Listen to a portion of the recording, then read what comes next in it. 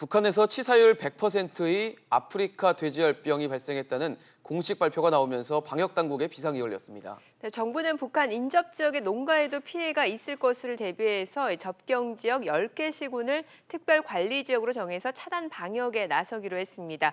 돼지열병이 우리나라까지 번지게 되면 우리 생활에도 큰 영향을 줄 수밖에 없겠죠. 자세한 내용 전문가와 짚어보겠습니다. 경희대 권혁중 외래 교수입니다. 어서 오세요. 어서 오십시오. 교수님, 일단은 돼지열병이 북한으로 이제 번졌다고 하는데 북한에도 좀 피해 규모가 나오고 있나요? 네, 실제적으로 지금 그 농림축산부 식품부에 따르면요, 사실 북한에서도 돼지열병이 발병했다라고 전해지고 있는데요. 네. 지난 30일이었습니다. 이제는 그 세계 동물 보건기구 이제 북한이 스스로 신고를 했고요. 네. 그다음에 23일에 발병했고 발병한 지역은 이제 자강도 우시군 협동농장에서 처음 발병해서 25일날 확진을 받았거든요. 근데 이게 확진을 받은 지 좀 오래됐는데 사실 지금 북한 당국의 언론이라든지 미디어 매체를 보면 사실 많은 소식을 밝혀주진 않고요. 오히려 중국이라든지 베트남 쪽 소식을 전해주고 있거든요. 그 뜻은 뭐냐?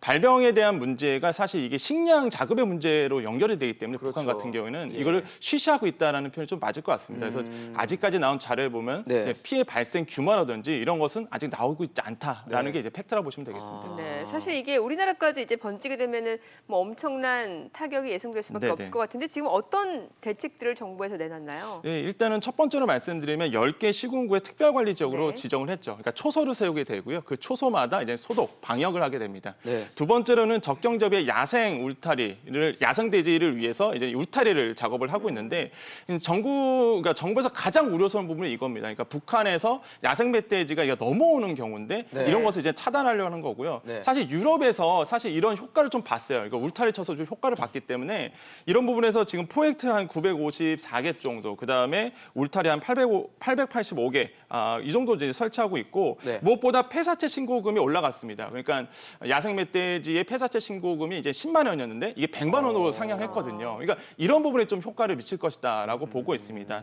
세 번째로는 농가 방역 관리를 강화하고 있고요. 주 1회 전담관 방문해서 매일 또한 그 전화 예찰을 하고 있고 네 번째가 가장 중요한 것 같아요. 뭐냐면 ASF가 발병한 국가, 그러니까 중국이라든지 동남아에서 오시는 분들이 육가공 식품이라든지 기본적으로 소세지 이런 거를 가지고 왔는데 신고를 안 했다. 그럼 과태료가 최대 1,000만 원까지 올라갑니다. 그러니까 1회, 2회, 3회가 있는데 3회까지 계속 위반을 했다. 그러면 과태료가 1,000만 원까지 되기 때문에 이런 부분은 좀 우리 국민들이 좀 알고 계셔야 되겠다라고 말씀을 드리겠습니다. 어떻게든 막겠다는 좀 정부의 의지가 맞습니다. 보이는 조치들이었던 것 같은데요. 사실 걱정이 되는 거는 사람에게 이제 어떤 영향을 줄지가 걱정이 되고 있습니다. 그래서 자세한 이야기는 전문의 연결해서 들어보도록 하겠습니다. 성균관대 이비인후과 이원용 외래 교수입니다. 교수님 안녕하십니까? 안녕하세요. 네, 안녕하십니까? 네, 저희 돼지열병이 사람한테도 이게 없는 겁니까? 그러니까 아프리카 돼지열병 바이러스는 생존력이 강하지만 지금까지 사람이 걸린 사례는 한 건도 보고되지 않고 있습니다. 그래서 안전에 대해서는 걱정하지 않아도 되겠습니다. 예. 그렇다면은 삼겹살 먹어도 되는 거라고 봐도 되죠? 네. 아프리카 돼지열병 바이러스의 감염이 확인된 돼지 경우 그 살처분에서 매몰하고 있기 때문에 감염된 돼지고기를 먹을 가능성은 매우 낮은데요. 또한 독일 농식품부 산하 연구기관에 따르면은 감염된 돼지고기를 먹어도 인체에는 해가 되지 않는다고 밝히고 있습니다. 물론 삼겹살은 돼지고기니까 잘 익혀 드셔야겠습니다. 알겠습니다. 오늘 전화 연결 고맙습니다. 고맙습니다. 네, 감사합니다. 사실 많은 분들이 돼지열병이 우리 사람한테까지도 전염이 되는지 이 부분을 많이 궁금하셨으니까요. 그렇죠. 예. 네, 일단은 사람에게 영향은 없다고 하니까 문제는 없을 것 같은데 그래도 돼지가 살처분되면 이제 돼지 개체수가 줄기 때문에 돼지고기에 미치는 영향은 분명히 있을 것 같아요. 가격에 미치는 영향. 그렇죠. 그래서 돼지고기 가격은 요즘에 어떻게 되고 있는지 좀 알려주세요. 실제 이제 도매각을 좀 봤습니다. 이제 마장동에서 수입 이제 냉동 삼겹살 가격을 봤는데 이제 4월달 말에 킬로그램당 이게 한 5,800원 선이었거든요. 근데 5월달 말에 킬로그램당 이제 6,400원까지 약 한 10% 정도 올랐습니다. 근데 과연 여기서 이제 합리적인 의심을 하나를 해봐야 돼요. 과연 정말 이 ASF 때문에 올랐을까? 아프리카 돼지열병 때문에 과연 올랐을까라고 봤을 때 사실 그렇지 않다라는 어떤 일각의 시견도 있거든요. 그러니까 첫 번째 이유로는 계절적 요소가 있습니다. 그러니까 4월보다는 5월이 따뜻하고요.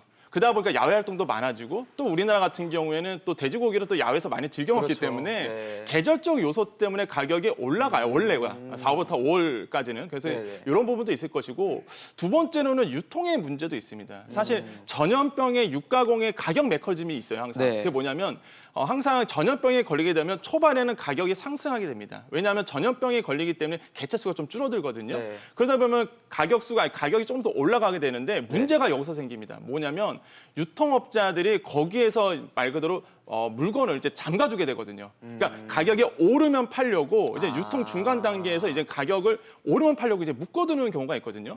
그러다 보니까 이런 전염병의 어떤 육가공 메커니즘 때문에 사실 지금의 현재에서 약간 물건을 재어두시는 분이 유통업계에서 생겨나고 있거든요. 전체가 그렇다는 얘기는 아니고요. 네네. 사실 소수의 이제 유통업체들이 하고 있다. 네. 그래서 그러다 보니까 가격이 조금씩 상승할 수밖에 없다라고 보는 거죠.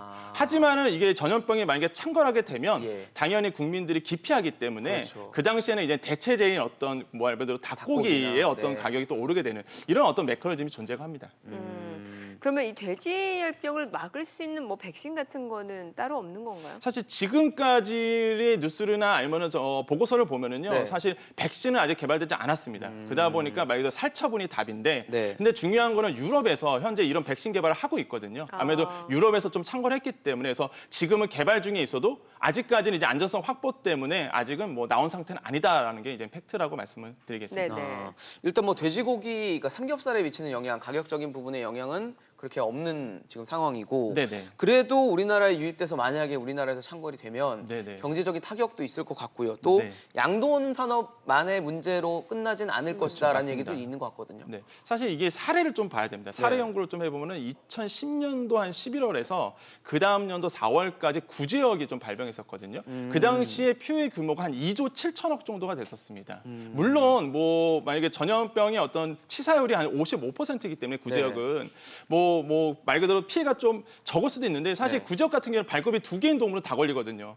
뭐 예를 들어서 소라든지 돼지라든지 그렇죠. 염소 그러다 보니까 피해 규모가 좀 커졌는데 네. 이번에는 이제 돼지만 걸리게 되거든요. 네네. 그렇다 하더라도 지금 시장에서는 한 1조 원 정도의 간접적으로 피해가 입을 것이다. 이게 치사율이 100%죠. 그렇죠. 이거 ASF는 이제는 100%이기 때문에 돼지만 걸려도 치사율이 100% 때문에 한 1조 원 되지 않을까 이렇게 보고 있는데 이런 것들이 조금 정부에서도 좀 긴장하고 있는 부분이고 무엇보다 어미돼지가 사라지게 되는 거죠. 그러니까 어미돼지가 사라지게 되면 새끼가 없고요. 새끼가 네. 없게 되면 또 양돈업계 전반으로 해서 피해가 커지고 그렇네요. 무엇보다 유통업계에서도 문제가 됩니다. 왜냐하면 이런 육가공부터 시작해서 돼지고가 관련된 그 유통업체의 어떤 가구 수가 굉장히 많거든요. 거기에 좀 생계로 하시는 분들이. 그러니까 이게 무너져 버리면 우리나라의 어떤 생태계가 경제 생태가 좀 무너지기 때문에 네. 정부에서도 이거를 굉장히 조금 걱정스러워하는 부분이 보시면 되겠습니다. 그래서 네. 과태료나 이런 것들도 굉장히 그렇죠. 크게 높여지고 상향하고, 있고요. 네. 네. 그래서 관리를 하고 있는 거죠. 그래서 뭐 지금 정부에서는 접경지역 10개 시군을 특별 관리 지역으로 지정을 해서 지금 네네. 대책을 내놨다라고 하는데 우리가 여기와 관련해서 좀 네. 대처할 수 있는 방법, 뭐 축산 그렇죠. 가공품을 들어오지 않는 거 말고 다른 방법이 있을까요? 그렇죠. 이게 만약에 예. 제가 가장 우려스러운 부분이 이거거든요. 이게 아직은 우리나라에 들어오진 않았죠. 예. 그다음에 뭐 돼지고기 안심하고 드셔도 됩니다. 네. 근데 만약에 이제는 야생 멧돼지라든지 다른 요소 때문에 만약에 전염병이 들어오게 된다. 그러면은 정말 생각하기도 좀 끔찍한데 그럴 때의 경우에 어떻게 우리가 좀 다짐을 해야 되냐, 어떻게 자세를 취해야 되느냐. 볼 때는 첫 번째로는 정부 당국자가 일단은 국민들에게 올바른 정보를 줘야 되겠죠. 아까도 정말 우리 CNBC에서 그렇죠. 정확한 정보를 주셨는데 네. 절대 이게 인수공통 전염병이 아닙니다. 네. 그러다 보니까 사람한테 걸리지 않거든요. 네. 먹어도. 그래서 이런 부분을 정확하게 대국민 홍보가 들어가야 되고 또 한 가지는 이게 절대 만약에 전염병이 있다고 해서 이 전염병 걸린 어떤 돼지고기가 유통되지 않는다는 사실을 정확하게 국민들에게 밝혀줘야 되거든요. 그렇기 때문에 이제 소비가 위축되지 않도록 꼭 정부 단계에서 대국민 홍보를 강화해야 된다. 이런 부분이 있겠고요. 두 번째로는 양돈 농가의 자발적인 자세가 중요합니다. 왜냐하면 양돈 농가가 움직이지 않으면 사실 이거 막을 수 없거든요. 네. 그러니까 스스로의 어떤 소독법 그런데 이런 것을 스스로 좀 공부를 해야 되겠고요. 우리 아나운서가 말씀하신 것처럼 가장 중요한 부분이 이제 국민들의 어떤 행동 태도라 볼 수 있겠는데 네. 제발 좀 이제 정부가 말하는 대로 제발 좀 그 ASF 발병국에서 돼지고기라든지 들어오지 마라. 네, 가공식품을 네. 들어오지 달라라고 얘기하고 있는데 근데 꼭 들어오신 분들이 일부 있어요. 있으세요. 왜냐면 네. 육포 소세지는 그냥 안 잘 되죠. 들어오게 되거든요. 예, 그러니까 꼭 이 선물 보따리를 갖고 오시는데 정부가 하지 말라는 일은 제발 좀 안 해줬으면 좋겠다라고 말씀을 드리겠습니다. 그래서 이런 부분을 좀 저는 좀 강조를 하고 싶다. 그렇게 된다면은 어느 정도의 육가공 업체라든지 우리 국민 경제에 미치는 영향 네. 좀 줄일 수 있거든요. 이런 부분은 조금 주의 깊게 보셔야 되겠습니다. 네. 네, 알겠습니다. 오늘 권혁중 외래 교수와 이야기 나눠봤습니다. 잘 들었습니다. 고맙습니다.